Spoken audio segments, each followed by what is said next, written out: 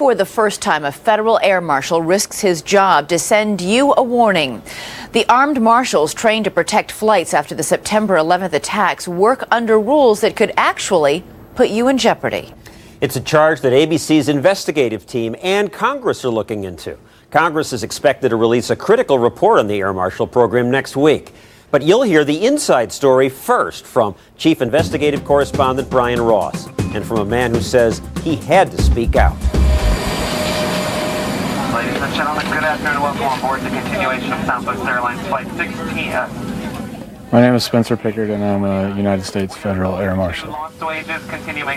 As a Federal Air Marshal, Spencer Pickard is supposed to be anonymous, supposed to be working undercover, ready to stop a terrorist attack in the air. If I'm truly undercover, there's no doubt that we could stop him. No doubt about it. But Pickard is showing his face tonight because he says his cover has already been blown by his own bosses at the Federal Air Marshal Service. You think people know who you are? Oh, I know for a fact. Which is why, in direct violation of Federal Air Marshal rules, Pickard made the decision to come forward on 2020, taking the day off to fly with us, and warn that the much-heralded Federal Air Marshal program is fatally flawed. I'm here because the people need to know. If the terrorists do their job right and prepare like they did before 9/11, they will figure out a way to win because we are not undercover. And you think it presents a serious security risk to people who fly on commercial aviation in this country? Absolutely.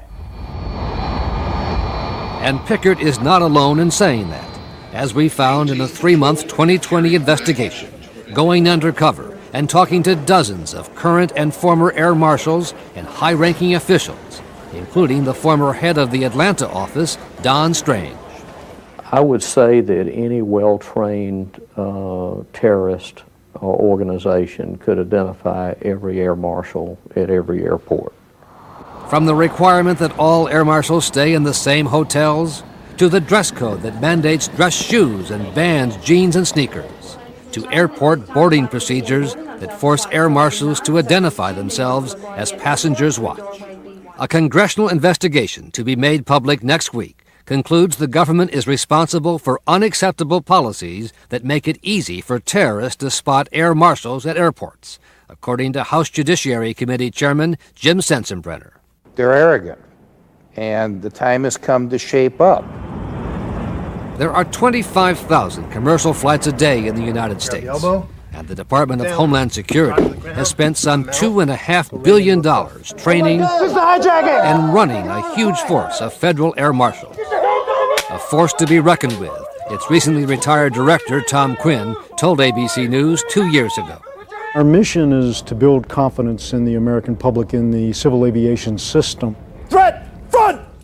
But air marshals fear that their special training will mean nothing if they are not undercover, and that their guns, whose bullets can pierce an aircraft fuselage, will become the tools of terrorists. We're bringing a gun into a controlled environment that's supposed to not have other weapons, and if we're bringing them on there and we can be identified, if they can take us out, they can take our weapons, they have an opportunity to take over the aircraft. Air marshals say their cover is being blown in a number of ways, starting with something as simple as where they must stay. Unlike other undercover agents, air marshals are all required for cost reasons to stay at the same hotels where they have at times been publicly identified. One hotel kept a list on the front desk in full view of the air marshals, their rooms, and their names. Another put up a sign welcoming the Federal Air Marshals as Company of the Month. In front of the hotel, their scrolling thing, that says Company of the Month Federal Air Marshal Service.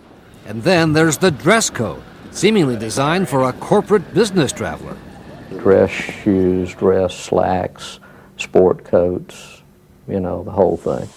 Don Strange ran the Atlanta office of the Federal Air Marshals until he was forced out of his job, he says, for complaining about the policies that make it impossible for marshals to blend in. Supervisors with the Air Marshal Service were sent to the airports not to observe or to identify terrorists, but to watch the flights to identify air marshals as they got off the airplane to see if they were properly attired. To enforce the dress code? To enforce the dress code. And sometimes they were pulled offline in front of the passengers and reprimanded. For not wearing sports coats? For not having a sport coat on. I'm Michael Chertoff. It was only when the bearded Michael Chertoff became the Secretary of Homeland Security that a ban on facial hair was lifted and the dress code slightly relaxed. But air marshals say blue jeans are still banned and dress shoes, dress slacks, and a collared shirt are still required, even on flights full of vacationers heading to Florida. It's just gotten to the point where it's ridiculous. But the most serious giveaway of all, according to Pickard and other air marshals we talked to, is what happens at the airport. I'm exposed repeatedly at the airport, going through security. Our 2020 undercover cameras were able to document what Congress calls unacceptable procedures. When we get to the airport, we go through the exit lanes at the security checkpoints. And the passengers see that? Yeah, oh, absolutely. Air marshals have to identify themselves again at the gate check-in area. They make you show your badge in front of, passengers. Then they can often be seen boarding in advance along with the flight crew. So anybody sitting, waiting to get on the plane, yes, can see who you are. Yes. Here you are, you're getting on early. Yes. That gives it away? It's very obvious. Once on board, the air marshals are even more obvious to passengers who come on the plane first. They're the ones in the aisle seats up front. You feel exposed? Absolutely. But the policies have been strongly defended by the air marshal management. There has to be a partnership and a process in dealing with the airlines. We like to use the term discreet. We expect them to be discreet. The congressional report to be released next week is highly critical of Quinn and his successor, saying Air Marshal management misled and stonewalled the committee and unfairly punished the air marshals who spoke out. I didn't want to go to the media. The only reason I'm speaking to you today is because I did everything the right way. I approached the agency repeatedly. I spoke up when Director Quinn came to my office. I wrote up the problems as I saw them. I wrote up the solutions that I had. Nothing happened, though. We wanted to show our tape and our findings to the Air Marshal Service, but they told us they would not be interviewed or participate in any way with ABC News. The attitude the agency has stinks. Unlike the Air Marshal Service, Congressman Sensenbrenner was eager to see the results of our investigation. The tape concerns me a lot, and it certainly confirms what I see every weekend when I fly back to Wisconsin from Washington, D.C.